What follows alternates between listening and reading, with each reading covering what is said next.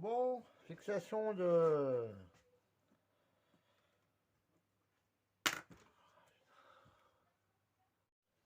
Allez, fixation du support moteur. Bon, j'ai regardé plusieurs fois où c'est que ça tombait. En fait, ça tombe à la limite de la plaque.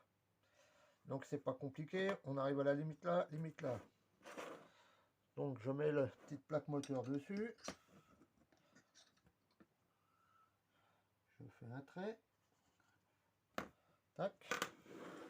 Après, je mets en face. Pour voir que c'est que vont tomber les vis. Et je fais deux petits traits.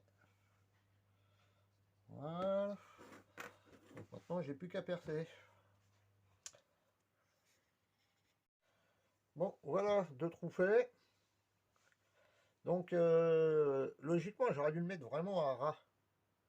Mais le problème, c'est que après, ça prend pas beaucoup de... Il n'y a pas beaucoup d'alu, donc j'avais peur que ça se torde un peu. Je l'ai reculé un peu. Bon, au niveau des pignons, ça passe quand même. Si on est vraiment au bout, mais bon, ça ira bien.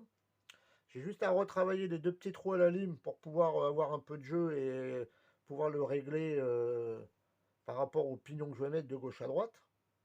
Sinon, ça va, c'est solide. Hein. Au départ, j'avais un peu peur de cette fixation, mais non, bah, ça tient. Donc, on va remonter le moteur, et ça, c'est fait aussi. Bon, voilà, c'est monté.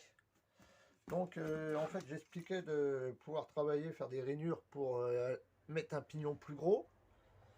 Mais le petit souci, c'est que le 42-74, il est vraiment la limite du châssis.